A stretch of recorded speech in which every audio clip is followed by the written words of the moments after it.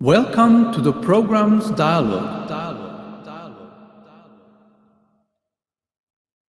This is a series of events in preparation of the Clean Energy Transition Partnership, one of the partnerships under preparation for Horizon Europe, the new framework program for research and development. This series of events is facilitating a dialogue between ERANETs with their successful formats and with their experiences of the last 10 years and national program owners and program managers. The event series is hosted by the joint programming platform Smart Energy Systems.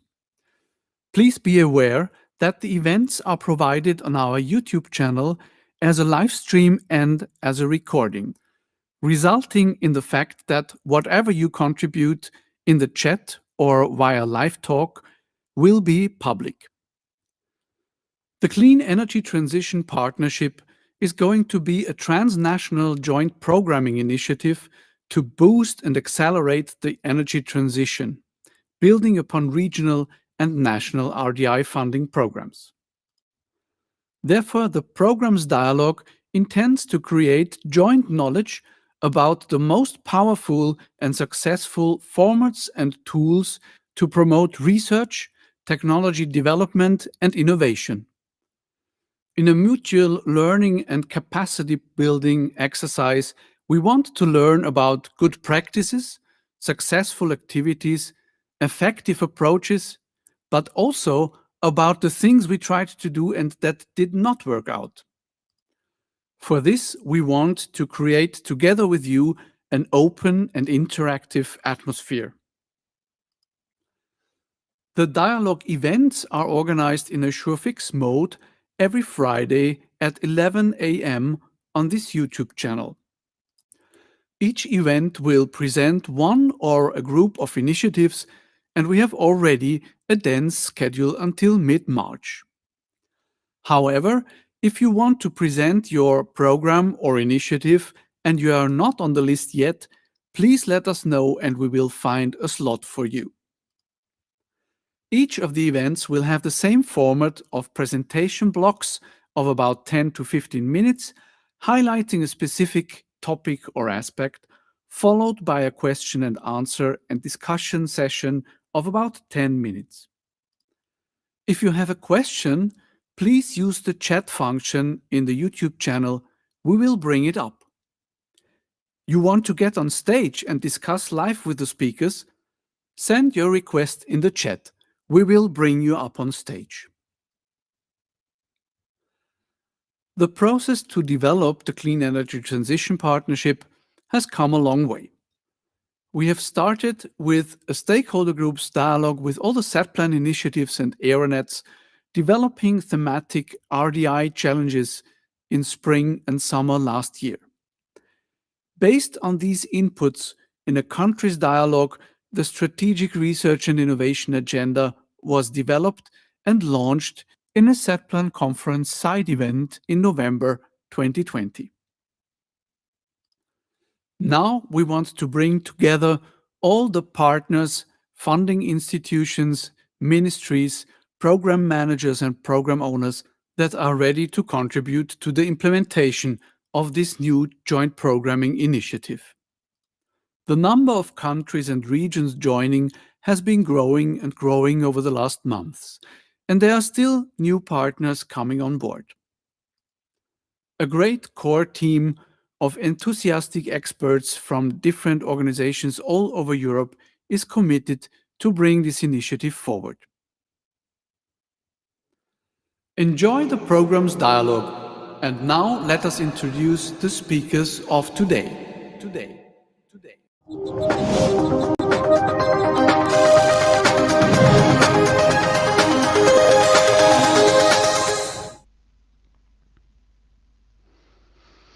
Good morning and welcome from my side.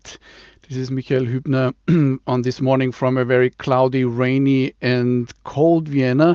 I hope you have better conditions on your locations.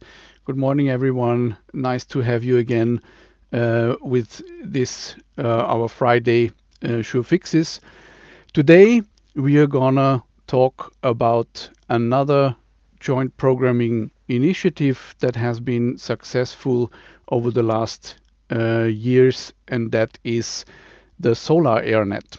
I welcome our speakers of today. That is Stefan Nowak from Nowak Energy Technologies, together with Marcel Gutschner, who are running this network as coordinators.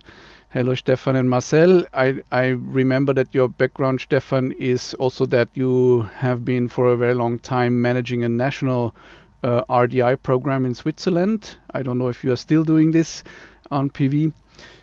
So you are definitely program manager, experienced program manager that is coordinating this network already for many, many years. Very good to have you and your initiative today. We also welcome Christoph Hünekes later on in the show from Projektträger Projektmanagement Jülich in Germany. Pascal Bain from the Agence Nationale de la Recherche in France, and Anita Hipfinger from the Austrian Research and Promotion Agency. I also welcome my co-moderators, that is Gerdy Brembroek from the Netherlands Enterprise Agency and Fredrik Lundström from the Swedish Energy Agency. Good morning, everyone. Morning. Good morning. Morning. So Stefan and Marcel, you are running this network for quite a while. At the beginning of this network, I had the pleasure to work together with you as a participant in your network. How long does it exist now, the Solar AirNet? I mean, it has undergone a history that you will present afterwards, and it has undergone some changes. But when did it start? In 2004, so more than 15 years. All right, quite a time. A lot of experiences, I guess, that you have made. So let's not lose time. I think let's jump into the first presentation session. And this first session is going to be about an introduction, some key facts and figures about this initiative. And the presenters are Stefan and Marcel, and the floor is yours. Thank you very much, Michael, for the kind introduction.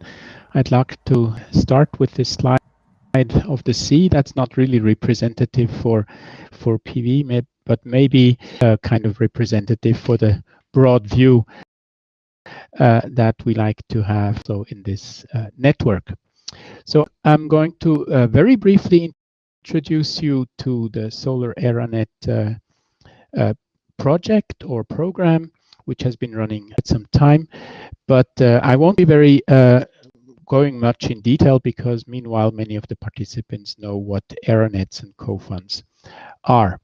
So the program of today is covering different aspects. I will, together with Marcel, be presenting some of the key facts and figures.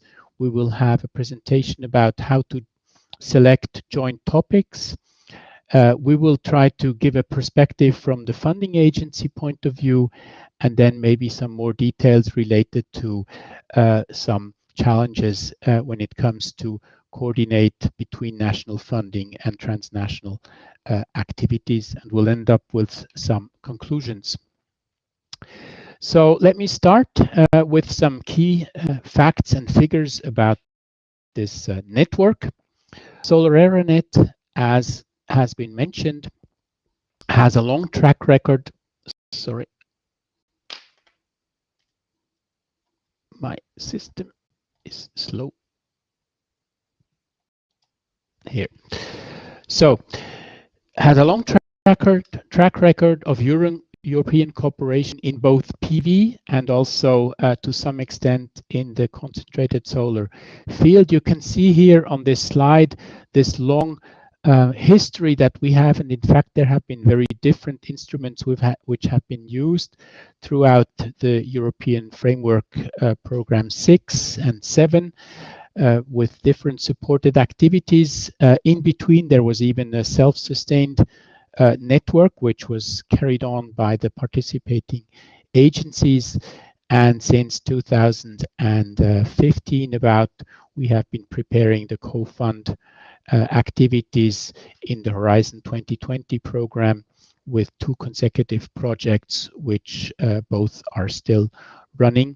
Altogether, we have had some 7 joint calls, which Marcel will be presenting. And of course, there's a whole context which is going on between the set plan, the energy union, etc., which are sort of framing this whole activity. And needless to say, PV is one of the hot topics in the whole energy transition, moving very rapidly. And therefore, we needed also to find appropriate responses to the challenges of the sector as it has developed over the years. Here you can see the map with the participating countries with the small sun, indicating which countries are participating right now. The green crosses represent the recent members that have joined us in the co-fund 2, and the red minuses represent some members which have decided not to continue, and they left the consortium after being participants in the co-fund 1. The management structure is quite traditional, and I won't go into the details. There's a core group which is dealing with the day-to-day business of the initiative, in particular the joint calls and the projects. There's an executive board and there's a general assembly. But what's more important, I believe, and what Christoph will focus on, is the context in which we are operating and how to take into account the various initiatives and programs which are running throughout Europe and globally on this important topic. When it comes to topics and activities, as many programs, we are working along the value chain, moving from concepts over technologies to solutions and then applications, or in other words, from components to systems and to integration of those systems in the landscape, be it technically, physically, but also market-wise. And we derive the topics which we try to work on in dense discussions. These are the most recent topics that we have been working on, and Christoph Hünekes will develop a little bit further how we get to the different topics and their respective TRL levels. And with that, I would like to hand over to Marcel, who will present some detailed figures. Hello, bonjour and good Tag from Freiburg, which is a city, small city, located on the borderline between the French and German-speaking part in Switzerland. Concerning some key facts and figures, here on this slide you have a summary on these key figures. So, as Stefan mentioned before, we've had carried out 7 calls, which is about 1 call a year.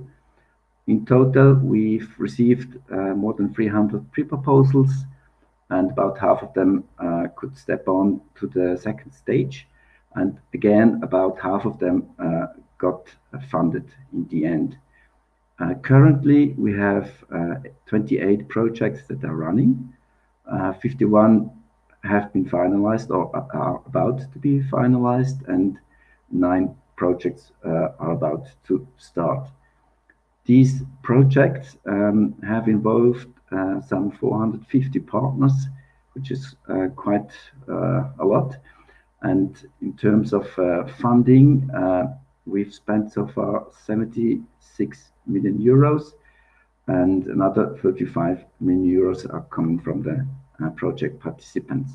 A typical project involves about 3 to 5 partners from 3 to 4 countries. And on average, the project volume is about 1.2 million euros, and about 2/3 come from public funding. Next slide, please.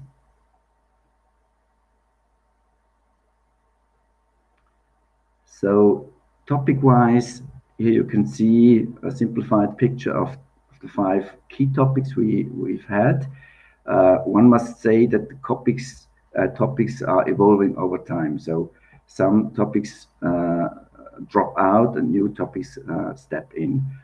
But having main categories, then we can see that the CSP has been kind of the little sister of the solar technologies in our network. And then you can see on the right side cells and modules focusing on industrial technologies. On the left side, you can see operation, grid and system integration issues. And below you can see the BIPV, building integrated photovoltaics. So these are topics that are usually located in higher TRLs. This also means that we have quite a good share of SMEs and large enterprises involved in our projects.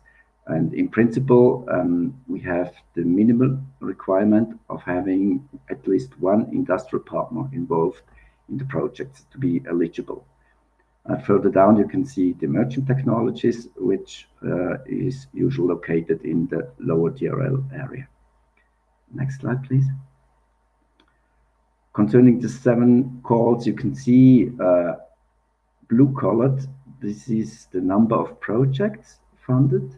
And in orange color, you can see the funding invested in these projects.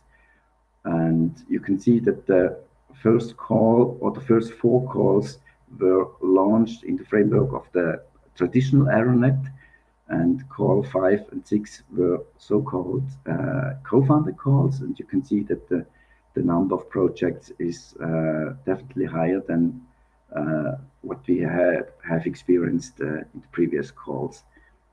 And the last call, 7, this was an additional call. The differences between the number of projects funded and the funding invested could be explained in more details, but that would consume too much time. But what we could state after the first call is, okay, we have to check how to harmonize procedures. And you can see the second call worked out very well with the experience gained in first call. Next slide.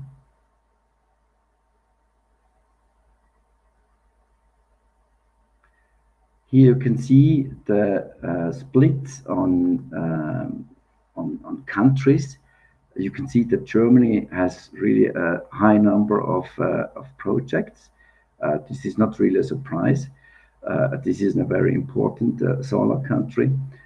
Spain also has a lot of projects. If we take the ratio per capita, then you can also see that, for instance, Austria or Cyprus, Netherlands, and other countries, they also have a reasonable share in terms of number of projects they fund in our network.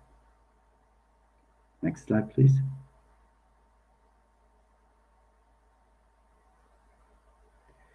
Here you can see the funding share per country. More or less, the figures are similar to the ones presented before. That is the number of projects.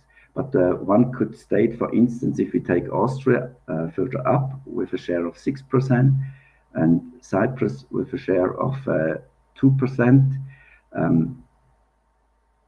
the number of projects is almost similar, but the funding is different. So Austria, for instance, has not really a cap, whereas Cyprus has a cap of simplified of about 200,000 euros per project participant. This explains, this is the main reason why there can be some difference between the share of numbers of projects and the share of funding between the countries. I think this is it. Or is there another slide? I think this is it for the first introduction to the network. Very good.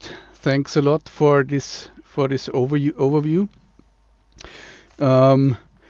Yeah, it's as you have shown, there is a long history that also has a background of changing instruments on the side of the European Commission. One question maybe,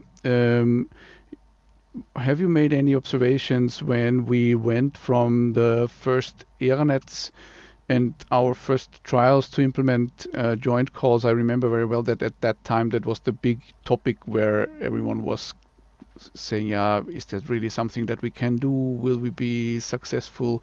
And then we had these first joint calls, and that was the first success. And from there on, it went, and we did it again and again. But do you have any observations when we changed over from the AirNet format as it was at the beginning to the, what was the second? That was not the co-fund already. It was something like AirNet Plus or something. You No, said it that. was it was a normal ERANET. There was no Okay, ERANET Plus. you did not in use the, that for that format. no, Yeah. no, no. Well, But the change to the there are co-fund, I mean, you said in the presentation that you think you had more projects then when the co-fund was implied. Has that to do with the increased of funding or increased commitment from the countries? And are there other observations that you made? certainly the additional funding from the Commission triggered to a certain extent the commitment by the countries. So that was to be expected, that there is a higher number. But at the same time, I guess there are two observations. Over time, we moved from introducing first joint calls and being very detailed and quite with a heavy overhead, I would say, in terms of getting to funded projects over time. Experience gained with this mechanism has strongly contributed to much more efficient procedures, and therefore today we are, I think, we are efficient in terms of launching the calls and selecting the projects, and so on. On the other hand, the co-fund introduced some additional framework conditions which are not always easy to fulfill in terms of matching the activities between the different countries, and in particular the ranking list, which is the obligatory ranking list which needs to be followed, is a limit when it comes to having very good projects from countries which do not have necessarily a very high share of funding. And working around this are some of the challenges which are connected to the co-fund. I guess this is an observation made in many of those ERANETs. Mm-hmm. Maybe Yeah, I can add a word. Going back even further into the past, we had preliminary network activities, which was also supported by the Commission. That was PV-ECNet and the PV-ERNet. And at that time, it looked almost like an illusion to be once in the position to launch joint calls. So at that time, we were more like exchanging experience, information, database, etc. And today, I think no one would have a doubt about how useful it is to have these joint calls. And so the main activity is actually joint calls and to get together to fund innovative projects. This is just a historical view, maybe 15 years back. Yes. But that's really a clear development that we have made, and today we are using it quite as a normal and standard procedure. Looking back is one important thing. Looking into the future, another, and maybe in this session a very short look. And Nicolas, I don't know if you can. I have picked one of the pictures that you have shown in the presentation. That was the one with the topics. I think you have seen the structure of the strategic research and innovation agenda that we have developed for the Clean Energy Transition Partnership. So that what we have identified is a couple of technological topics or challenges, which are more or less grouped in three groups, like the power system technologies, storage and flexibility, carbon capture and biofuels, and the third one is thermal technologies. And then we have identified a couple of system integration topics, that was integrated regional energy systems, and also industrial integrated energy systems, and integration in the built environment. When I look on your actual topics, then I think that you have topics for not only one of these challenges, at least at the moment, and of course this will further evolve, but if I look on the list or on these actual topics, then I think there are clear technology topics where it is about manufacturing, materials, production of the technology itself, but also questions like, okay, building integration, I see here, and also system integration. So I don't know if you have reflected already on the on the CETP SRIA, but I think at least we will see you or your topics in a number of challenges. But your home base might be this power system challenge, I think. Yeah, well, maybe the way we have looked at this from a solar ERANET perspective is that we have sort of looked at upstream and downstream, but within the solar energy sector, and we have clearly identified that there is an interface in particular to the energy aspects and your network of the smart energy systems. And we have also the discussion how to go about this interface, where projects which relate to not only the PV side, but the PV plus the battery or the P plus the grid aspects. And it was at that time basically decided that this should be more in your network. Now, as the CETP goes forward, I guess this integrate will be more prominent, and there will be more of the interactions between different energy technologies, be it storage, supply, or also power to gas, or whatever it will be. There will be much more emphasis, I suppose, on overarching technology aspects and how to integrate those. I think that's also clearly what's needed now in the market. As the technologies mature, their interaction and how they can secure a safe and reliable system becomes very important.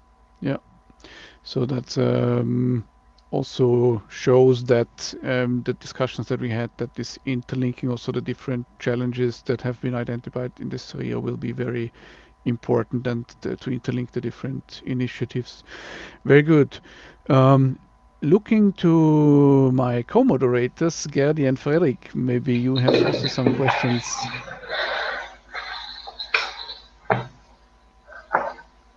I would be interested to hear a bit about the evolving of the topics during the past and looking forward to the future. But it has been touched upon in the previous discussion as well. I think we can wait for Christoph's presentation. He will develop a little bit how we have gone about the topic selection. Okay, thank you.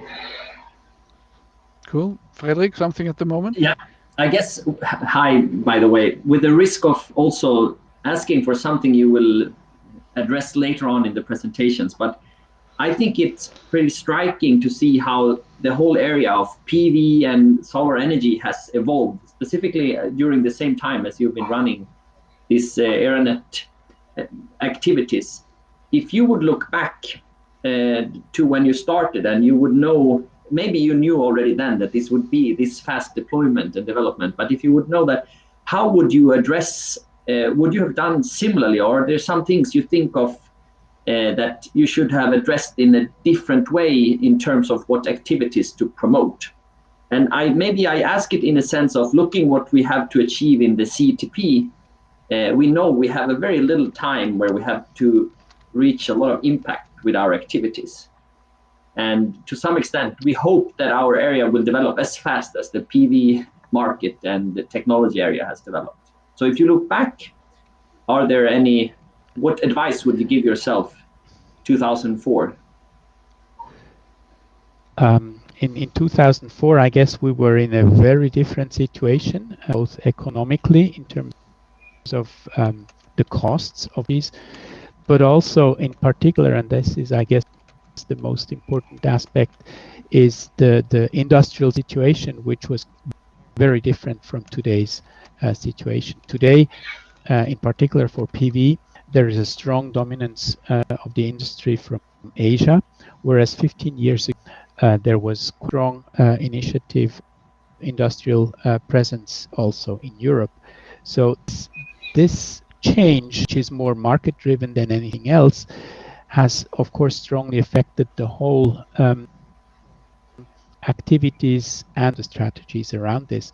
Now, I guess, and looking back, I guess, already then at that time, there was an effort to keep this industrial front-runner position that Europe had at that point, but with the massive deployment which came up, this was still true on the technological level, I'd say, but less on the side where other countries catch up quite quickly.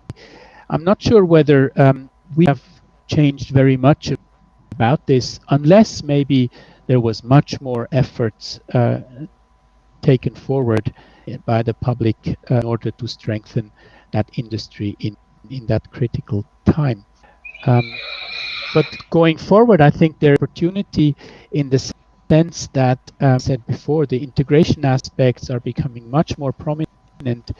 And I think that in Europe, we have an opportunity to bring these different aspects together and to have benefits on this level, because these are benefits which cannot be simply realized by importing products, but they have to have a graded approach somewhere when it comes down to realizing the technologies in the landscape.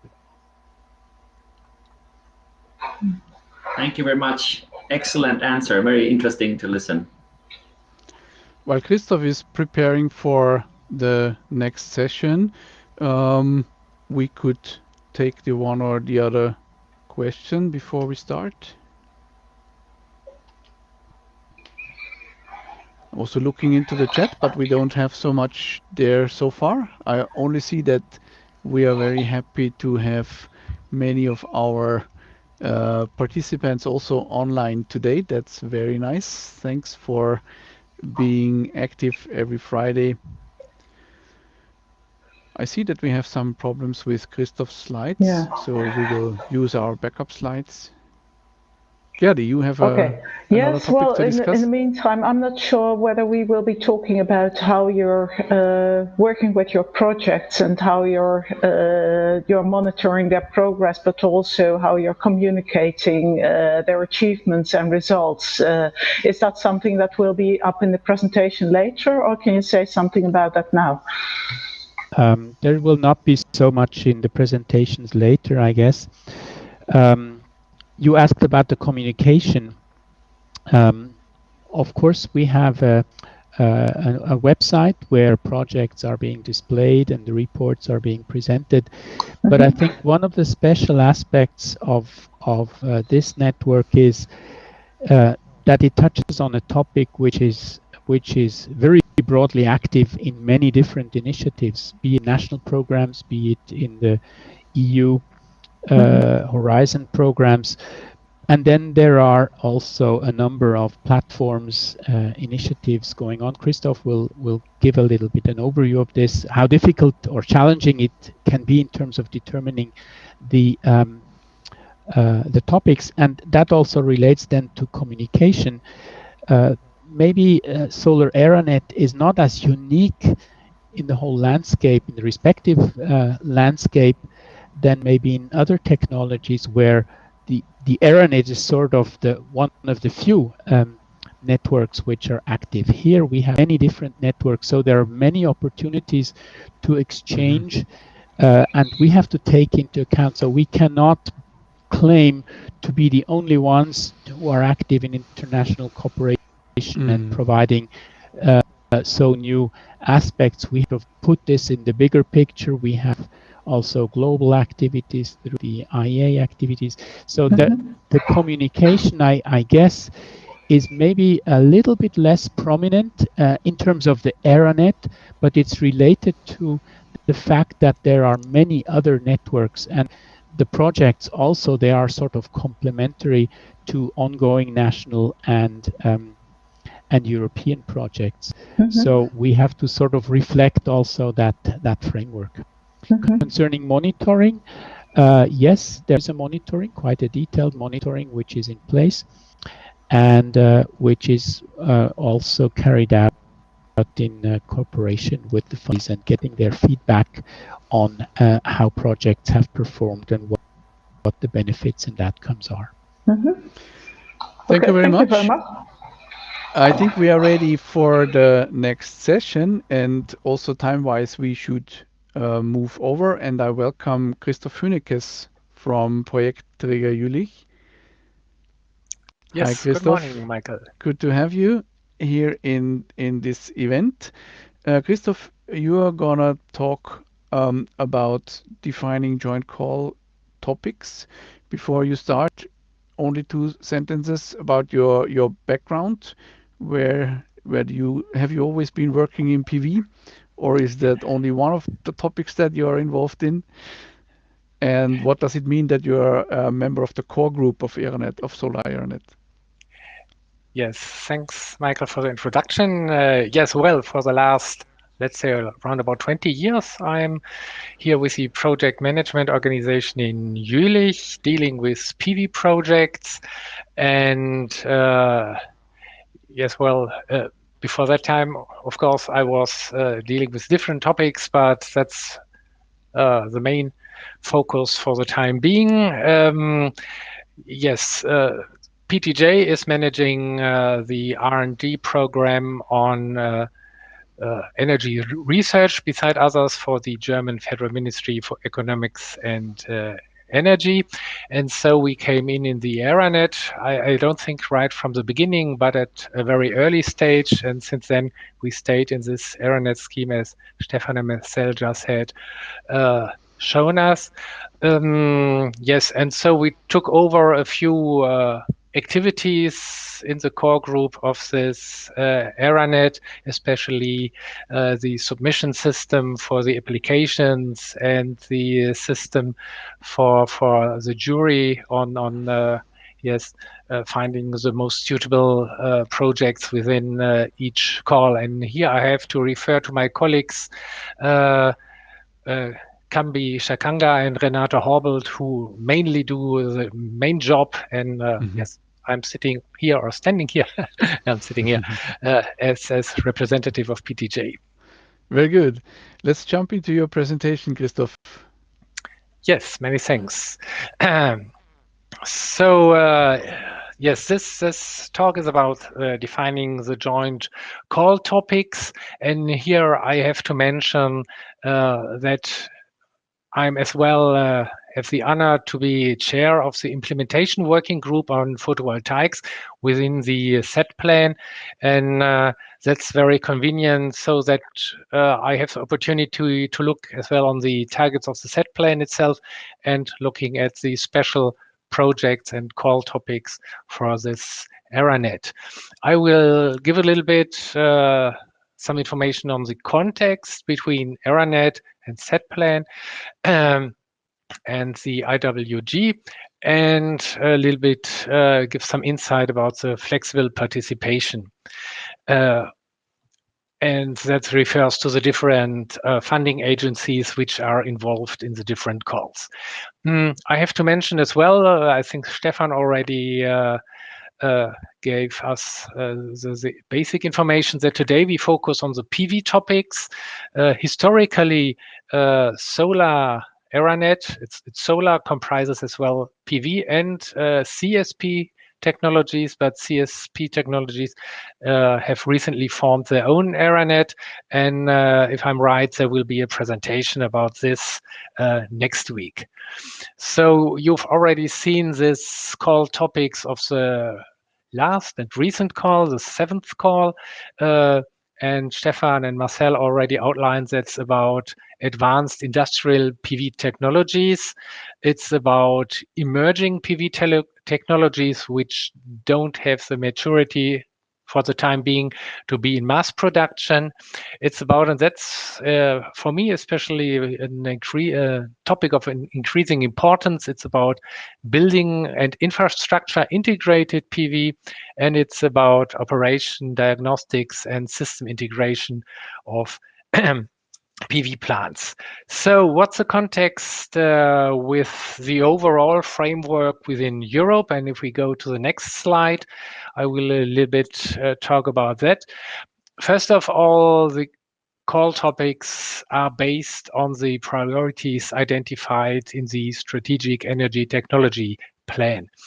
From the beginning on, and later on, I will a little bit talk about how the topics evolve, but within the set plan, and based on the declaration of intent, which was prepared by the stakeholders in the PV sector, there are some key topics which we address, and it's in general saying that the levelized cost of electricity have to go down for PV technologies in a sustainable manner.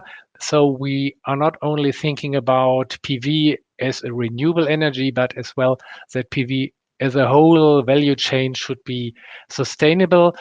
And the underlying principle is to enhance the efficiency of technologies. And here are targets already defined. It's about the cost of key technologies, which both efficiency and costs result in this levelized cost of electricities.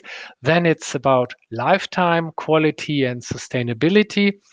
Sustainability, that's already mentioned by me, but lifetime and quality as well go into the costs for electricity.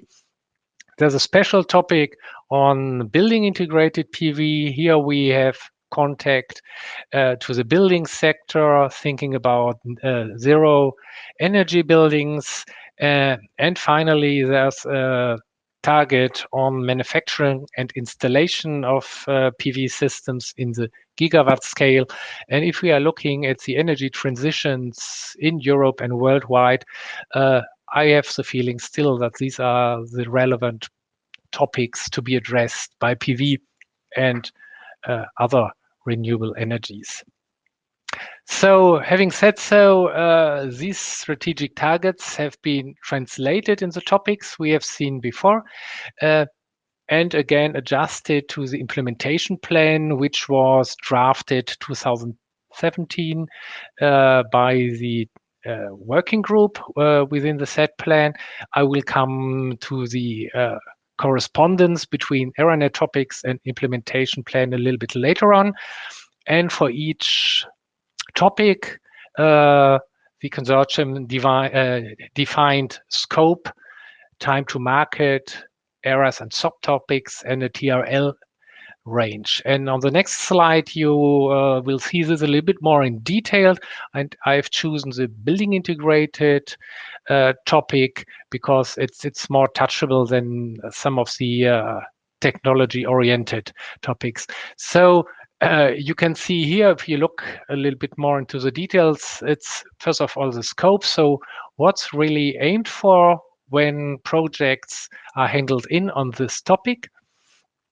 Then, as I said before, it's a time to market. So which kind of research projects are looked for? Is it more or less basic research which would be reflected in the TRL? It's the bottom of the line, and it's about, yes, then the subtopics. Yeah, to go on the next slide, that's how the topic evolved, and that was a question Gary already said. So on the left-hand side, we have the call 1 from 2013 and the current call on this last year on the right-hand side, and you will see that some smaller parts have been changed. So 2013, we had, for example, a topic 1.1 on inorganic films, which are now transferred to topics of emerging PV technology, which makes things much broader than we had. And on the right-hand side of 2013, topic 1.5, it's about solar glass encapsulant materials. That's now in the manufacturing part of the current call. So concerning the correspondence to the implementation plan on the next slide, you see that all the call topics we have on the left-hand side very well correspond to the activities we have defined in the implementation plan. It's again building integrated PV, it's technologies on development on major technologies. It's about new materials and technologies and power plants and their operations. So to look at the flexible participation, you may expect on the next slide that different funding organizations have different priorities, different possibilities to fund projects. And so we have here a matrix approach. So you see the different funding agencies and the different subtopics, and according to the topics which are in the national projects and the priorities they have, the different funding organizations can choose where they would like to participate, and all applicants for proposals are strongly asked to first approach the funding agencies and there get some advice. So coming to the next slide, it's only saying that the funding opportunities of the different agencies depend on their national research programs, and which makes things a little bit more complicated. That are some countries, and Germany is amongst it, where you have not only one funding agency, but two or so, and they may represent as well regional governments or regional funding programs. Yes, to come to the last slide and the summary. Yes, I hope I made it understandable that yes, the call topics are based on the priorities of the set plan and the implementation plan, that we've changed the call topics from call to call depending on new developments, and that flexible participation is key to the success of such ARANET calls. And that's from my side for the time being. Thanks. Thank you very much, Christoph. Very interesting, and again, a couple of topics that you have touched upon that are of specific interest when we will start to discuss the design of the Clean Energy Transition Partnership. Maybe to pick one of the aspects that you have highlighted. Oh, let me take that one later on. The first remark that I wanted to make was that you highlighted a lot the relationship between the ERANET and the IWG, so the implementation working group or the temporary working group on the set plan level. It was really interesting to see that you have a rather close relationship between the topics that have been identified in the implementation plan and your call topics.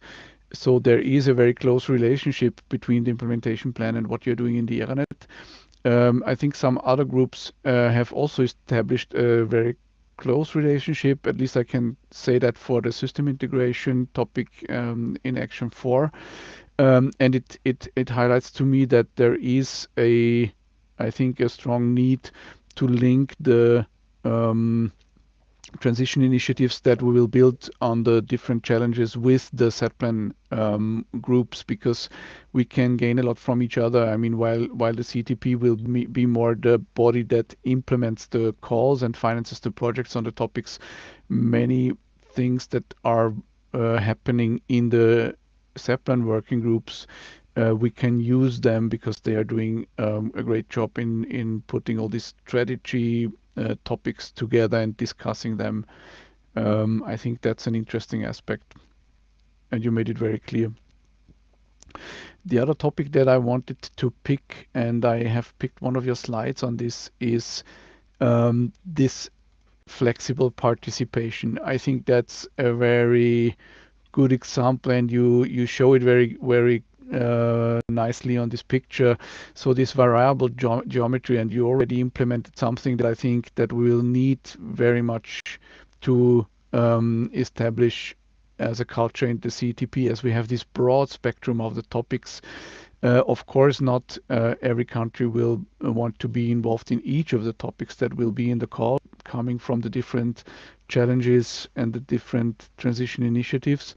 But we will need to establish such a system where we make it possible that funding partners participate in a couple of topics and choose and pick more or less their list. Of course, that creates a little bit of a challenge for the people that want to submit project proposals. As you highlighted already, they have to check back with their national agency if the one or the other topic is eligible for them.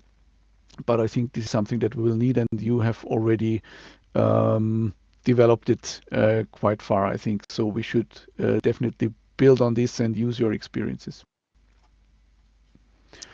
Fredrik and Gerdi, do you have any other observations, topics, or did you want something to add something? Well, I would be curious, looking at that matrix and the various topics that are eligible for funding on the ARANET scale. How does that work in terms of funding that the participating funding organizations put to this call? Is that in general an overall budget, or is it in general a budget that is dedicated for the specific topics? That would be interesting for me. Yes, okay, many thanks for your question. Basically, it's that the budget is an overall budget of the respectively agency for the call. But to be honest, from time to time, special agencies have their own priorities. So it can happen that, and that makes things sometimes a little bit complicated, but solvable, to be honest, that special agencies highlight special topics, and therefore then this needs some adjustments.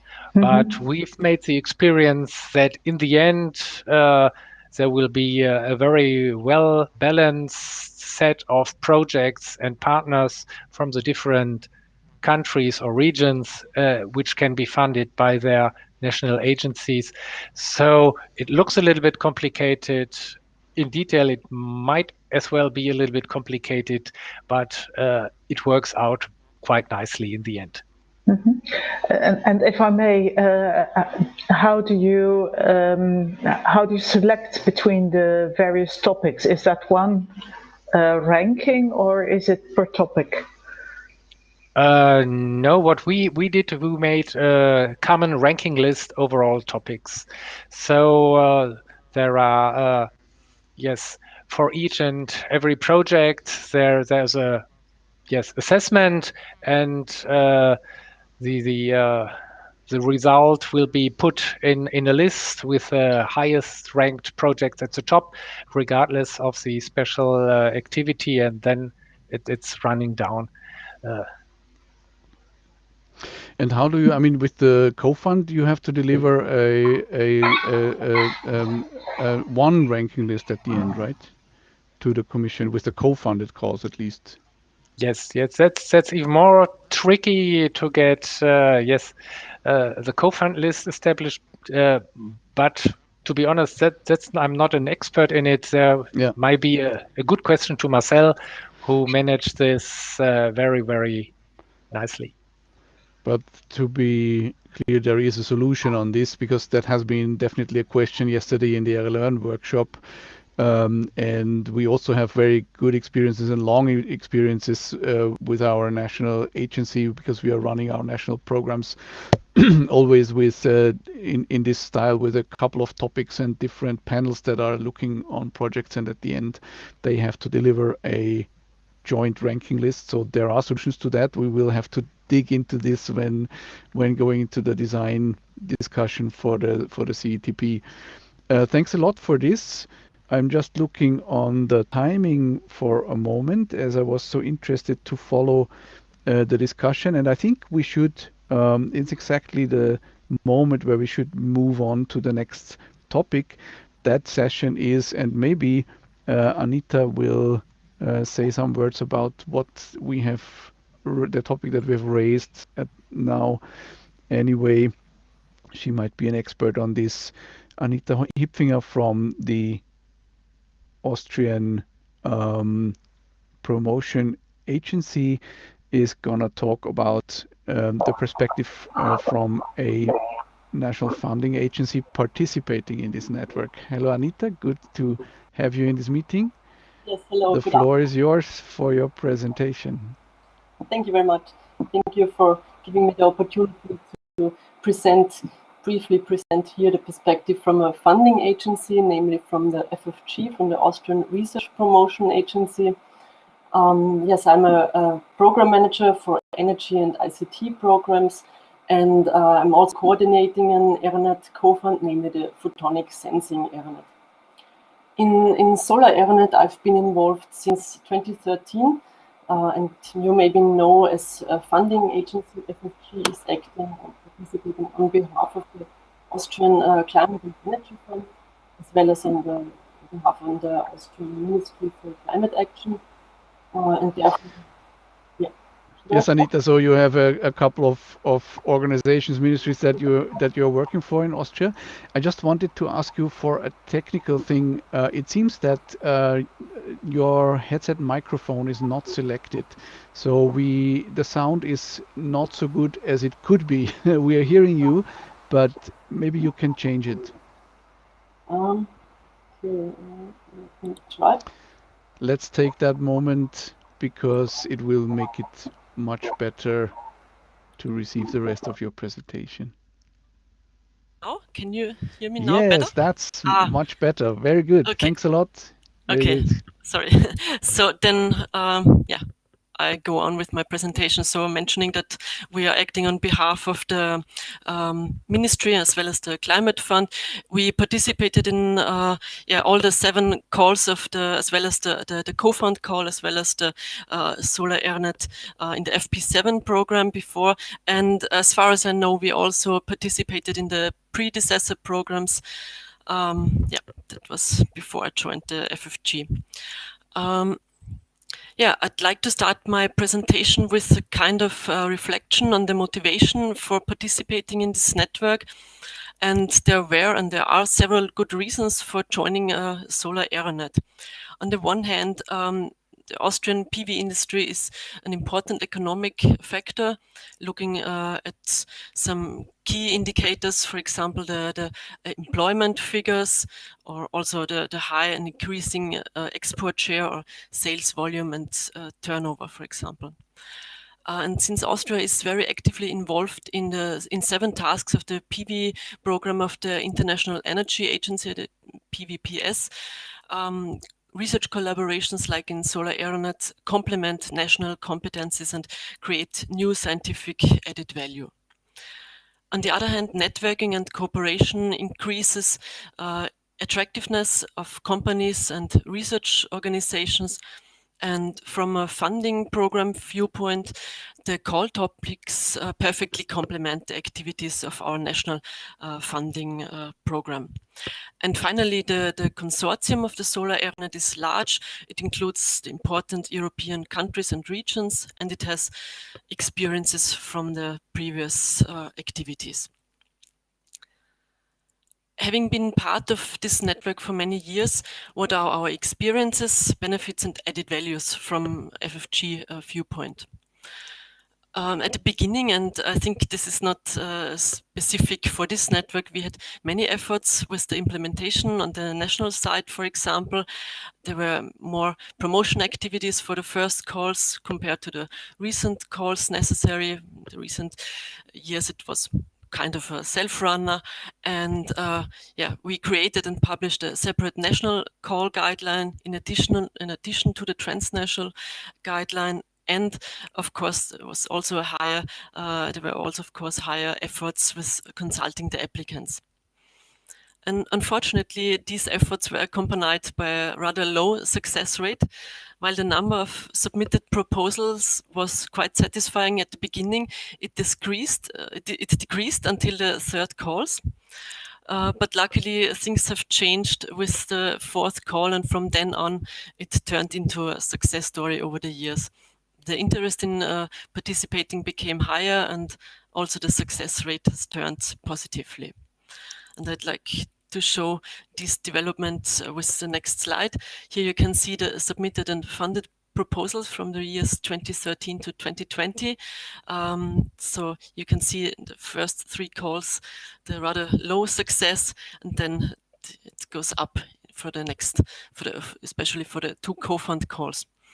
And it was striking that we funded more projects in the co-fund scheme and also together with the additional joint call than in the AeroNet scheme before. So we had in total 12 funded projects and before only 8 projects.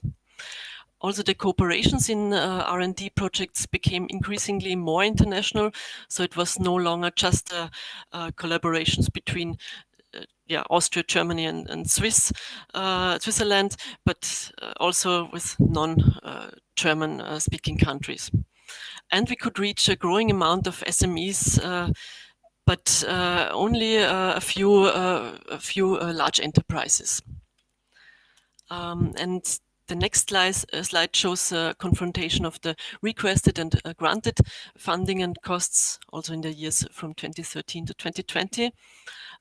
We funded in total 20 projects with Austrian beneficiaries out of 88 funded projects on transnational level, and we spent in total 5.5 million euros for all the funded projects. Now let's have a look at the efforts for the calls and the changes that were implemented over the years. With the step from the solar AeroNet to the co-fund scheme, we've on a national level, we've implemented some changes. We did not provide an additional national call guideline for each call anymore, and we did not ask an additional national application form from the applicants. And here we were following the examples of other joint programs like Excel or AEL. So we only put the condition to specify the tasks of the Austrian beneficiaries. So it was obvious that we had advantages on both sides for applicants and funding agency. So it made the process more efficient without reducing or losing quality. Nevertheless, it was still a two-step procedure, which is necessary and was good, but yeah, we reduced the efforts. And then also the submission tool on the transnational level was improved. At the beginning, there were many questions, and it required, compared to the system before, it required more information, more details at the pre-proposal stage, but then it was only a small step for the full proposal stage. Finally, let me share some observations and challenges and some lessons learned. One of the main observations was that the funding decisions were heavily dependent on the national budgets and all the involved countries and regions, and also on the national strategies or priorities for topics. Then countries with high oversubscription rates, of course, had to be very selective. And finally, in this exceptional last year with the pandemic, the overall frame conditions were completely different again. Yeah, coming from this viewpoint, the COFAN scheme, with its strong rules and following the ranking list, has, of course, advantages compared to the joint co-funded funded call. Yeah, and of course I have to say that because we were very successful. But yeah, as Stefan mentioned before, this system has also its limits and weaknesses. We often see that projects with a strong focus on national activities and the dominance of one country were funded, and in these cases maybe it could be a solution to have a preference for a kind of a bonus model with a minimum of 3 partners from 3 countries, maybe to address this problem. And another challenge we observed is in several calls and also in other aeronets was the search for project partners in other countries. And I think we've had some webinars which were quite helpful. Maybe another option could be to add an additional facility on the websites, maybe where you presents the profile of your organization by filling in some short description of your organization and what you are looking for and the contact data. And then the question of the TRLs, the TRL classification, the difference between industrial research and experimental development. This is maybe a specific issue for the Austrian beneficiaries and the FFG, since this makes a difference in the funding rates, especially for industrial research. We always need a justification, and this was always quite tricky to verify, and in some cases it was could not be plausibly justified. On the submission side, we sometimes noticed that the submission on both side, the proposals on the national and the transnational level at the same time, sometimes was a hurdle. Yeah, and once the project had overcome these hurdles, some next issues were that some simultaneous project start of all beneficiaries, or later on insolvencies or withdrawal of beneficiaries. So this always goes hand in hand with changes of the content. And finally, and this is more like a proposal, maybe it could be nice to organize a dissemination event for project presentation, maybe in a virtual or physical or hybrid setting, because it's interesting not only from a monitoring viewpoint, but also for giving the chance for networking and for a broader audience. Thank you, Anita. And a couple of topics that you mentioned at the end where I think we will see a lot of benefit of collaboration between all those networks because there are, I think, practices that have been already developed, for example, for matchmaking tools and how to manage the matchmaking, support matchmaking of partners, also how to organize knowledge communities, networking of projects, these kind of things. So I think here we can benefit from each other as others maybe can learn from your network how to deal with different topics in one call and how to establish a ranking list from different topics and different panels. So that's very interesting. You said that from an Austrian perspective, we had a time where the proposals were not so strong and we had not very high success rates. How was it possible to increase the success rate? I mean, was it mainly that there were more Austrian participants interested in the calls and therefore the success rate maybe went up, or were there other effects that were responsible for this? Yeah, I guess there were several aspects and effects. On the one hand, the number of submitted proposals increased, and then they made it to the second stage. So it was also an improvement on the quality side, and yeah, in the AirNet scheme we had before, there were it was a different set of factors coming together. So quality and only also the budget of the different countries. So it also was very dependent on the partners the involved beneficiaries chose, and maybe they then chose the right partners from the right country. So yeah, it's a mix. Did we also make more promotion or try to help them to connect to other partners in other countries, or was that mainly done via other networks? I think we did not promote more than at the beginning, because at the beginning we had the most efforts for the promotion and pushing the community to participate at every event, participate at every possibility we had. So I think it was not that. But it shows, of course, that it is very important to get people interested in or to keep them informed. I know that of not only in Austria but in whole Europe, but specifically in Austria, a couple of years ago, a number of companies that had been evolving and that we supported very much with our national programs were closed due to the effects that we saw on the global markets. Is that something that also had an effect in the proposals? That was I'm wondering why the participation only went up and up. As my impression was that the industry was really somehow had really a reduction in the last years in Austria. Yeah, of course, we had also a lot of funding organizations involved. So not only research, the industry.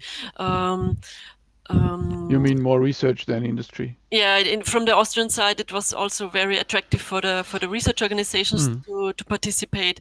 But as I mentioned before, also the small and medium enterprises participated. In a larger to a larger extent, but not so much the large enterprises. So.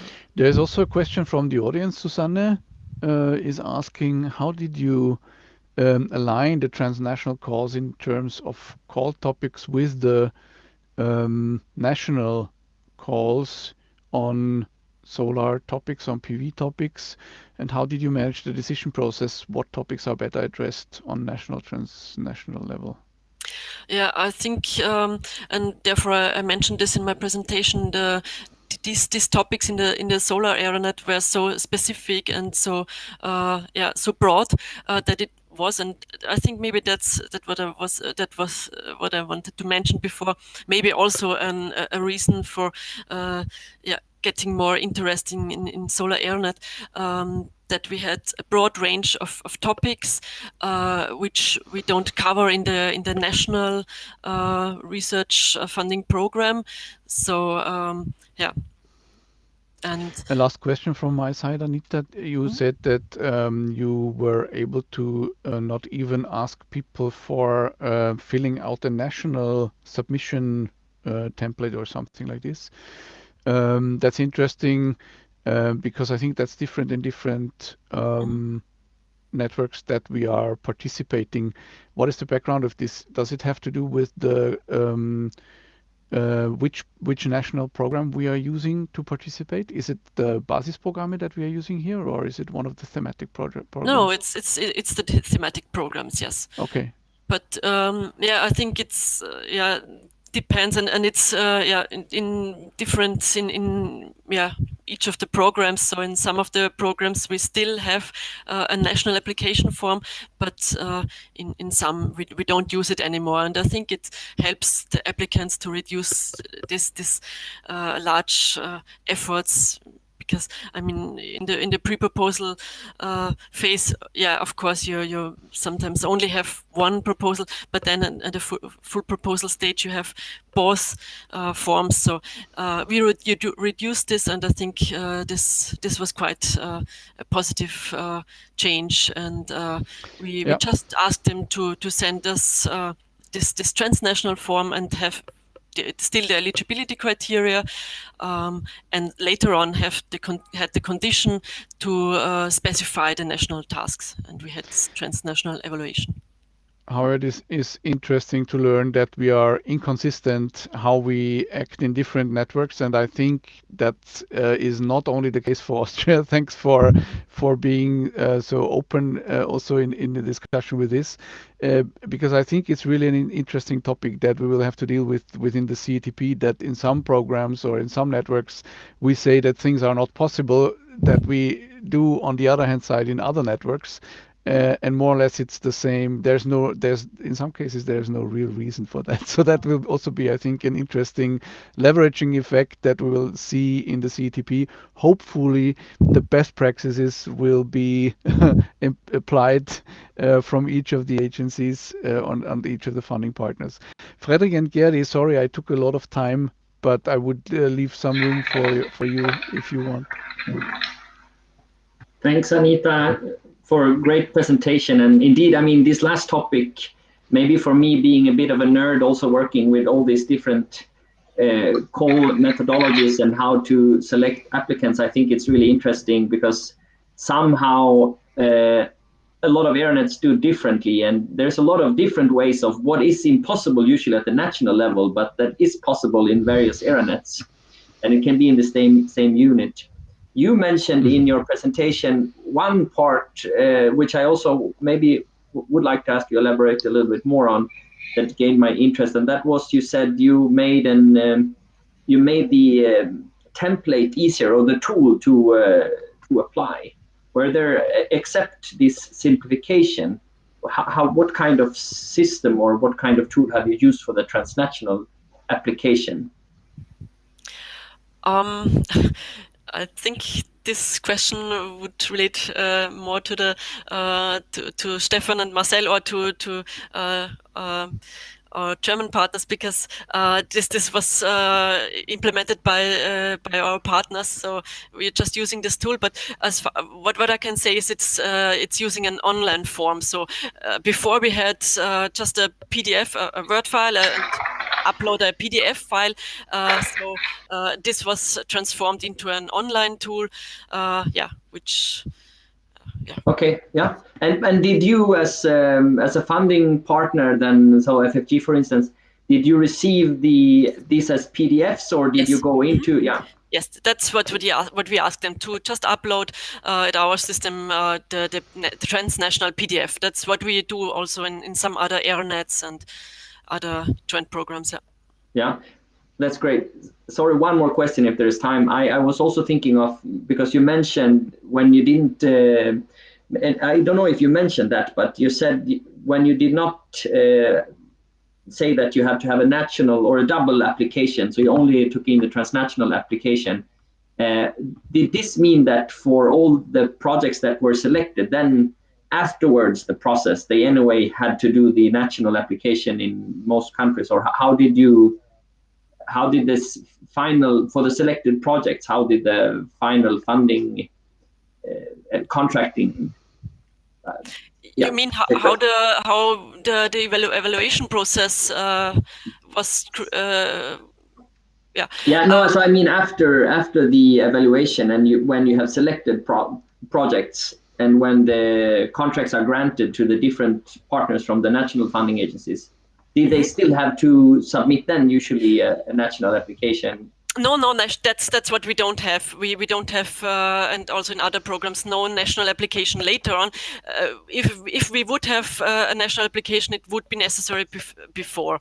But afterwards, in our case, it was just a condition that they had to upload the specific tasks of the Austrian beneficiaries. That's what we asked them to submit. Okay, that's good. And do you know if there was any other partners in the consortia that have done it similar to you, or? I think it's in every country a different different way. So. Okay, yeah, that was good. But Thanks. I know that in some cases you have this additional national submission form later on. For example, I think in Germany it's the case. Thank you very much. Thank you very much for this discussion. We have to move to the last presentation session of this event, and this is raising a hot topic that is phrased challenges and dilemma related to national funding and support of transnational RDI activities. Presenter is Pascal. Pascal, can you please learn me how to pronounce your family name? I'm not so good in French. I'm sorry for this. Okay, it's Pascal Ban. Ban. Bon. Not Bain. Yeah. Not Bain. Sorry for this. Hi, Pascal. Good to have you here, and it's really an interesting topic that you are bringing on the table. And I won't lose time to give the floor to you for your presentation. Before you start, maybe tell us a little bit about your institutional and personal background, please. Yes, so thank you. Good morning to everyone. First, I would like to thank you for giving me the opportunity to contribute to this CETP dialogue. So I'm representing the French National Research Agency, namely ANR. As you can guess from my French accent. I'm sorry about that. I can't. We love it. I hope it's okay. Yes, I know my French accent is quite strong. I will hope it's okay. So I was trained as a physicist first. I have a PhD in theoretical physics, but it was a long time ago. Now I'm working at ANR for also a very long time because I was a program manager for solar PV for the last 12 years at ANR from now. And actually, I'm currently the head of one of the scientific department. I don't know if you can see my presentation, not yet, but it will come later. Yes, thank you. So I am the head of one of the scientific departments that is dedicated to support research in physical sciences, engineering, chemistry, and energy. And in particular, in the scientific department, I am the scientific officer for the energy domain and also for other domains like transports, mobility, building, and urban research. Okay, so my intervention will be focused on what we can call dilemmas. Dilemmas that are due to the fact that to promote or to enforce transnational cooperation, we use national money. And this may lead to contradictory objectives or bottlenecks. For instance, how we can reconcile national expectation and objectives related to the fact that we use national money. And we understand that it has some constraint with the multilateral interest of international cooperation. How we ensure that a decision that is taken by one country is not too prejudicial to the interest of other countries or to the general interest. So to do that, I will present 3 illustrative cases.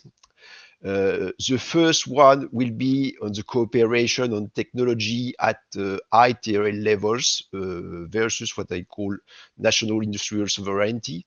The idea about that came actually from the last CETP dialogue that was dedicated to bioenergy and especially to the best F ERANET co-funds that were focused on high TRL level cooperation. The second point will be a fairly more operational point on the project's evaluation and selection, namely the use of national assessment to evaluate proposals. And my last point will be an even more technical point, but that is very important for many countries, and it's about the use of the European money, what we call the top-up. In particular, the question of fair return, namely the European money that will come back to the countries involved at the proportion of their involvement in terms of national budget against the objective of maximizing the number of funded proposals, because this usually is something that is contradictory in some way, as I will try to explain. I will try to be clear on this issue we are facing and to identify or propose some option to respond to them. It is based on my recent experience, because I have been involved, of course, in the Solar 2 ERANET. This is why I have been invited in this dialogue, but also in other ERANET in the energy domain, and also much more, I would say, in ERANETs related to the GPI Urban Europe, where my agency is active. In particular, I am currently the coordinator of one of these ERANET co-found, namely the ERANET called Urban Accessibility and Connectivity. So this is based on quite a broad experience of various ERANET, what I will present now. So let's see. First point is about the question of market-oriented research and development activities in the context of transnational cooperation. The first issue is that normally we expect that when using national money to fund research and development activities at ITRL level, we mainly expect to develop a technology that will be useful for our country and that will help developing the industry of the country in this domain. So this expectation may lead to 2 or 3 different types of behavior. The first one, for me, is to prevent the country to be involved into this transnational call at high level. And this is especially true, I'm sorry about that also, but this is especially true for France, where we have large research and development programs, national programs focused on low carbon technology and demonstration, but we are very little involved into ERANET on the energy domain focused at high level. Or if we are, it's as we have seen in the previous presentation, it's for budgets that are not really in relation to the national investments that we have. So far, only ADEME and not only ANR and not ADEME. ADEME is the French National Research Agency that support mainly development and innovation research, rather than research, has confirmed its participation to CETP. And this may explain why some countries like France, but also other countries are not involved as expected, considering the strengths and national research and development involvements. The second kind of behavior is to have to accept some kind of unbalanced projects in terms of involvement of different countries, namely what we can call to have national projects with some international partners. I'm not sure that there is something wrong about that. Perhaps this is not something that we would like to see everywhere, but perhaps in some case we have to envisage this kind of projects. My last point is that it may also imply to have a kind of national assessment, and this is especially needed for some countries to check the adequacy of the pre-proposal with respect to the national priorities and expectations. And this leads me to my second point,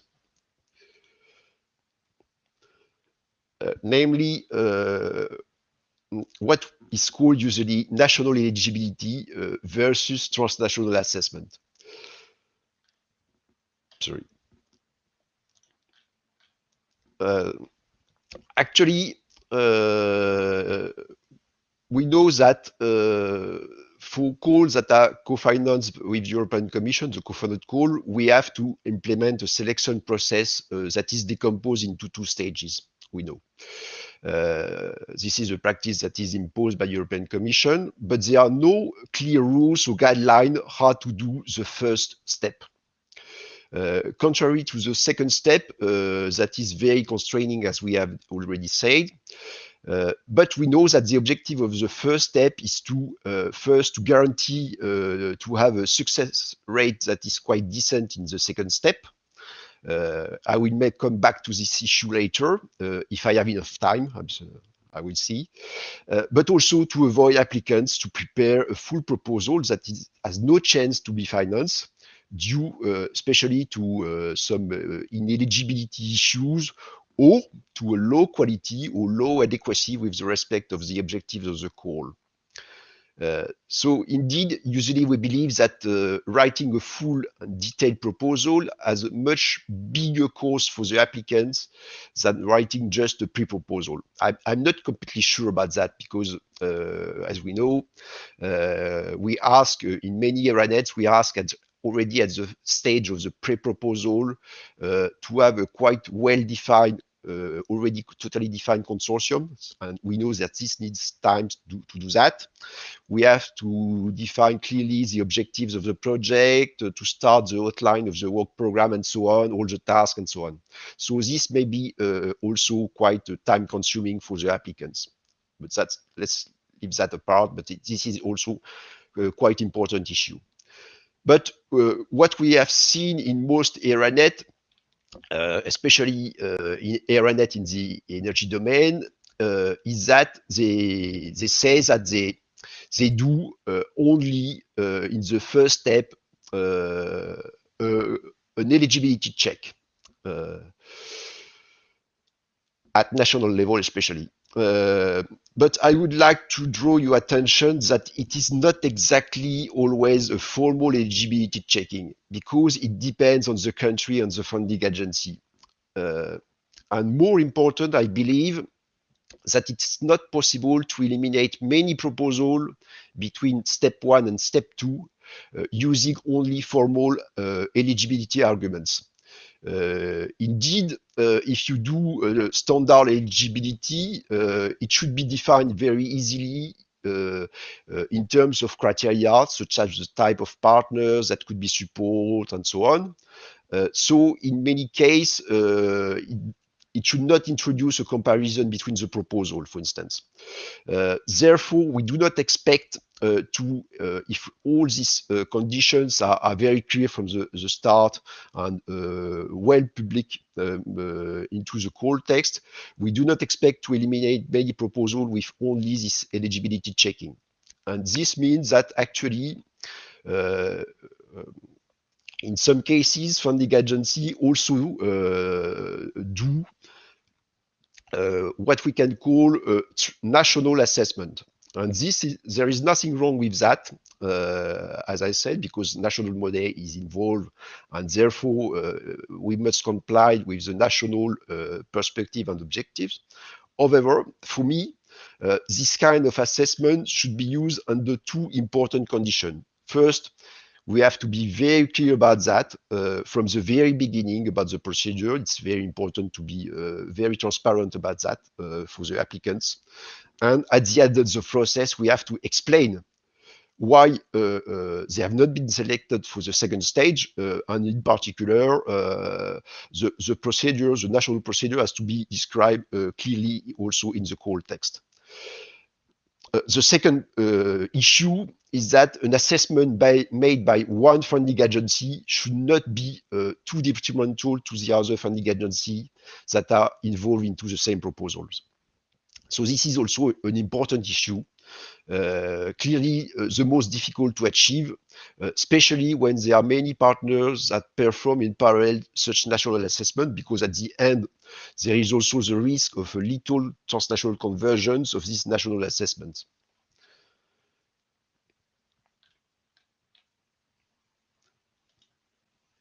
So, sorry. So I take just two examples taken from recent ERANETs. One is from the ERANET related to the GPI Urban Europe, where we do an eligibility check as every ARNet, for instance, but we also do a real transnational assessment that is made by an international expert panel with a meeting, like in the second step, to provide a ranking list to the steering committee. The second example was related to the Solar ARNet Co-Fund 2. The decision of the steering committee for the selection of the proposals admitted for the second step was based on first eligibility, of course. In some cases, national assessment made by some funding agency when it's required, but also a transnational assessment that was made by external independent reviewers. So in these cases, we managed to have quite a mixed kind of procedures that work very nicely, I think, and I believe that none of the funding agency that were involved into this call were frustrated by the process and its outcome. But I understand that it means more time to spend by the call secretariat and certainly also higher management costs, for instance. My last point now is about the distribution of the European money, the European top-up, versus financing as many projects as possible. Indeed, very often we see that there is a mismatch between the initial budget commitments by some funding agency and the funding demands that they have received. Sometimes it's expected, sometimes it's not expected, but usually we observe that. And this is really problematic when there are some funding agencies that are involved into many proposals, because at the end, this means that they control the final success rate, and they also limit drastically the number of projects that could be funded. So we have in this case a dilemma. The dilemma is between giving a substantial part or even all the European contribution to funding agencies that are short on money, that have large oversubscription rates, in order to fund to maximize the number of projects that we can fund. But this means that other countries will not receive a lot of this European money. Or the alternative is to get a more balanced distribution of this European money between the countries, but it is at the price of funding less projects, always. So at Rainer, we have developed a tool that was especially used for in the co-funded call of Solar 2 to analyze and evaluate the impact of various scenarios on the number of projects that could be funded and the distribution of the top-up. And this is quite a convenient tool. But the tool, of course, is not a solution. So other measures have to be considered before that. And actually, I would like to mention that to discuss and elaborate on such measures, a task force was set up at the end of last year by the GPI Urban Europe partners. And we wrote a report with some recommendation, and well, I finished on that, to limit or tackle situation with large oversubscription rates. So the report is not yet public, but there are some recommendations that could be interesting to envisage in the future in order to avoid that. Thank you. Thank you, Pascal. That was really, you did a great job in preparing this difficult topic, and it's also great that this comes from one of the larger countries, because some aspects you mentioned, yeah, might also have implications of yeah, how big your economy is and how much you can do alone. I mean, we've also the observation, of course, with Germany in our network, that yeah, sometimes you get the impression that it's more important for smaller countries and smaller economies to have this kind of collaboration. Maybe that's also a more basic topic that we could discuss a little bit. I don't know if this observation is correct or not, but at least sometimes you get the impression that smaller countries are more engaged or something like this because they find it more important. But also the topic that you raised and how you prepared it with how to do this national advanced eligibility checks or even assessments in order to keep something like the oversubscription rate that we have defined in our network, and which has been a very important tool for running for doing the evaluation and finding a way how to avoid a breaking of the ranking list. That I think is really a very important topic, and we will have to go very deeply into this discussion in designing the CETP. But maybe we can hang on this a little bit here already. Frederick, I think we have a lot to contribute to this discussion also from the experiences we have made in our network, and Gary might have similar observations or questions. Thank you. I mean, thank you, Pascal, for a really interesting presentation. I mean, looking at when you presented, I felt that you put a structure into something I think many of us think about in various ways, but you had really structured in a clear way, so which I think is helpful for a further discussion that we need to do. I know also some networks, also as we have seen written in the chat, like API Urban Europe, have find ways try to target some of these aspects, and I think this is what we need to learn more about. I mean, I have so many questions, so I think I will maybe I will contact you later on also to address some of them. But if I would come to one of what you mentioned with the national interest in industrial engagement. So if you have high TRL projects, you mentioned that there is sometimes, of course, the problem that they might not want to collaborate with others, or you get this one national project with maybe a research partner outside of something. I wonder, I mean, it's very much about what we define in the call text, but it's also very much about politics in each national funding agency. What do they want to, when are they interested to collaborate on this? Do you have some, I mean, from your observation and experience here, some key, do you think it is a problem that we will always have to live with, or is it more than that it's a fact of interest, that it is a fact of understanding, that we might misinterpret what should be in our common interest?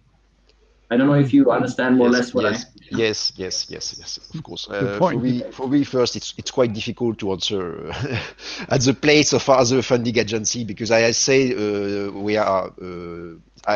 I'm from a research funding agency, so it's mainly dedicated to funding basic research and industrial research. We have normally on board also ADEM. ADEM is the funding agency for innovation in the field of energy innovation and research and demonstration, and they manage huge R&D programs in these topics. But we see that they are very little involved, and the reason why for that is for different reasons. One is first to avoid competition with direct funding of European Commission, namely Horizon Europe in the future, but today, you know. So there is clearly a split between national funding and European funding, and they do not consider something in between, really, because they guess that I would at least imagine that we should reserve national funding in order to help national industry to develop its technologies that will be useful for them to and so on and so on. So I think that's something that is very important, and it's probably also related to the size of the country. Certainly, because we also think that in some way we can have a project with all the right partners, almost all the right partners within the country to achieve one goal. So I think that's also an important issue for that. And perhaps there are some ways that should be also envisaged, as I said, for instance, to have some kind of nationally lead programs or projects with some international partners. So this is something in between. It's not exactly what we consider as a European project, but it's not just a national project. So this is something in between, and see what could be the benefit for other countries to support this kind of project. There could be benefits, for instance, to develop a specific equipment or things like that from a specific manufacturer and things like that. But we have to explore this kind of action, for instance. Thank you very much for a good answer. I hand over to you, Gerdi. Maybe you have some. Well, yes, thank you very much, Pascal. I am very happy to have this discussion on the table, and it's very interesting that you've also been able to put some best practices on the table from the perspective of the Joint Programming Initiative Urban Europe. When would that be available? That's a very simple question, but I'm really keen to look into it. I was not responsible for writing the report. I was a member of the task force. Normally, we are supposed to adopt the report perhaps not next week, because also there is the question of the governing board of the GPI that should endorse this report. But at least next week we have a meeting of the funding agencies that participate to the GPI Urban Europe that will say if we adopt or not the report. So I don't know precisely when it will be published. Perhaps Suzanne Meyer, who is participating, could be more precise about that. Yeah. But I think the report is quite interesting for the future. Yeah. Very cool. Again, a point where we can learn from each other. Go on, Gerdi. Yeah, well, I see some questions in the chat popping up as well. That's also an interesting question from Suzanne, where she says your agency, it's more focusing on basic research, and how do you see its role in CETP? Yes, that's right. That's right that we fund research up to, let's say, TRL level of 5, about 5. Namely, when research goes out of the laboratory, for instance, something like that. So it's true that it is certainly not the main focus of the CETP partnership. We hope to have a place, even if it's not the largest place, but we hope that ADEME, we still have to confirm its participation, will also be involved into the CETP, and this is perhaps more important than ANR, probably. Normally, yes, we have a budget already for that, but they have to be confirmed their participation. Yeah. Yes, I think that in various aeronets we're also collaborating with ADEME and your agency, both of them. So that is a model that would probably work as well in CETP. I would expect. Yes, and another issue is also the fact that they see as also an administrative burden for them, for ADEME, and they do not, as I said, really see what could be the benefit with respect to some other issues like, as I say, industrial sovereignty and things like that, and what we can share at transnational level versus what we can keep at the national level.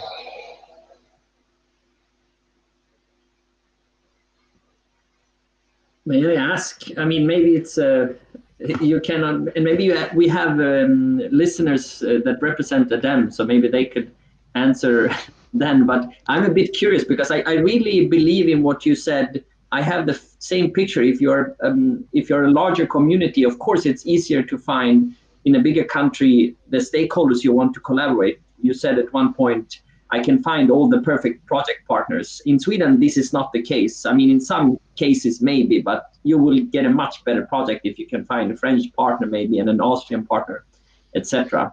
But I mean, taking it from the other way around, what should from a CETP perspective, or all of us collaborating, how should we pitch it? What can be in there for ADEM? And from that perspective, is it something that we are missing and that we need to explain better? The same, I mean, would go for any big country that might be an funding agency that are not. Yes, I think it's the same for Germany, for instance, probably. I'm not sure about the answer because first, as I say, I'm not at ADEM to answer this kind of question. So I'm really not sure about what could be the answer for that. Sorry. We should really discuss with them. We will keep looking for it. Thanks a lot for really raising this important but also, of course, hot topic. And I think we have made a lot of progress, at least today, to understand what the things are that we have to discuss here. Very good. Thank you very much, Pascal, for this structured presentation and structuring this difficult question. It's time to loop Stefan back in, and I don't know if Pascal is staying for our final talk round. Thank you very much for this interesting event. I have a couple of general topics that we could take at the very end, but first of all, I don't know, Stefan, if you want to add something to what has been discussed or has been presented today.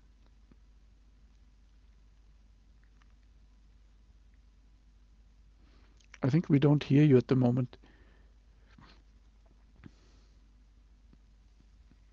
Can you hear me now? Yes, now it's working. Okay, sorry. I'll try to be very brief, but I'll touch on maybe on some of the points which were raised during the discussion. I think it's clear the starting where we are topically is in a very dynamic and diverse research and industry landscape, and in particular in terms of the industry, which is changing very, very rapidly. That is one aspect which affects our whole operation. Then I think we constantly have to identify where exactly is the opportunity that we should place the focus on in terms of collaborating. Of course, and what Pascal has mentioned, it does not make sense to try to collaborate in areas where you are actually competing. And we have to find the windows where the benefit is stronger than the competitive aspect. And I think there are. I mean, on the one hand, there is maybe aspects which everybody needs, and that's an area where collaboration can take place, and that also very much downstream. I'm thinking of the IA program, which I'm strongly involved in. We have a lot of system-oriented research done internationally, which benefits to everybody, because it's not about the competition of developing technology, but it's about sharing the experience of using this technology, which can benefit and help everybody. The second aspect I can see is aligning research topics between countries along the value chain so as not to have competition, but rather complementarity between the different countries. So I think there are windows of opportunity, but we have to be careful. It is true, and it was mentioned at several occasions, there is some challenge about matching the different national approaches, be it financially, be it formally. There was this question from Frederick about how many countries, how countries go about requesting more or less efforts in terms of their national forms. We have seen the case of Austria, which uses the transnational projects. We have also countries which launch a separate national call before they can fund the program. So there's the whole diversity. It's the beauty and the challenge of Europe, I guess.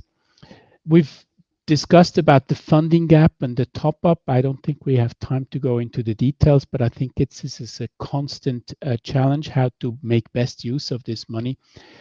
And also, of course, the administrative workload, which is associated to get these programs running. We are basically still following the principle of using as much the EO top up in supporting a maximum number of good projects. I think that's the purpose we have to follow. So I think I'd like to leave it here. I have another slide, but I think it's better to have some time for some remaining questions. And I'd simply like to say we are in a race all together between ourselves, but also with relationship to others. This goes. I'd like to thank you on behalf of the whole consortium. Thank you, Stefan. Very good final remarks. Yeah, the picture of the race is nice because even I'm not a biker, but I mean, even if you are in the wind shade, driving the wind shade of the leader, you are establishing some kind of collaboration in a competitive world. So there are many things that aspects that can be highlighted, I think.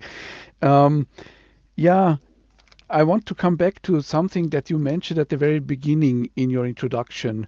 There are many networks and platforms in the different topics that are around. We have the IEA implementing agreements. We have now our AeroNets, which many of them, or hopefully all of them, will move into this clean energy transition partnership. We have global initiatives like the Mission Innovation and so on. Sometimes my experience personally being involved in some of them as on different levels as you also are, I find it quite hard to yeah, keep the focus. Or also on the European level, we have this collaboration with ETIPS.net, for instance, and other ETIPs, which are also doing things working with the community. So how can we keep the focus and keep people interested and not losing them by overwhelming them with approaching them from too many different platforms, trying to attract them? At the end, when we have too many platforms working in the same field, we distract the community rather than to bundle it, and we want them to have to somehow to have them on one place to discuss certain topics. Is it about, or would you agree that it is about trying to keep a very clear and communicate also a clear profile for the different initiatives and making very clear, of course, there always will be some overlaps and so on, but to make it very clear, what is the task? What are we expecting to do where? Is that a solution to that, or what are your thoughts about this? Well, I think my experience is that if you work on several of those initiatives, then you tend to meet the same people again and again under different umbrellas, which sort of proves what you just said, that there is maybe over redundancy in terms of initiatives which can be taken forward. Once it comes to the working level of taking things forward, once you take money into your hand to do something, then some of those initiatives may be less strong than they appear when they are announced from a high political level. So I think the dialogue of on the operational level, sorting out these different initiatives and making the best use of the different initiatives is very crucial in order not to duplicate, and in particular in order not to have an overhead of talking again and again with the same people in the course of different initiatives. So I think there's a difference clearly between the national, European, and the global level, and I think one has to be clear in which framework are you? Are you looking after your national concerns? Are you looking after Europe's position, or are you looking at the global situation? And that determines then where your focus should be in terms of what you do. For instance, in the global activity, there's much less collaborative effort in the development of technologies, obviously for competition reasons, whereas in Europe you can say, well, there is advantage of collaborating between one country alone cannot solve all the issues to be solved. Thank you, Stefan. Very last provocative question before we close this today's event. is Aeronet or are multilateral collaborations something for small countries? Definitely, I would say, in particular for small countries, because small countries have, by definition, maybe less resources, and therefore their learning effect and benefit from international collaboration might be stronger. So I would give a clear answer.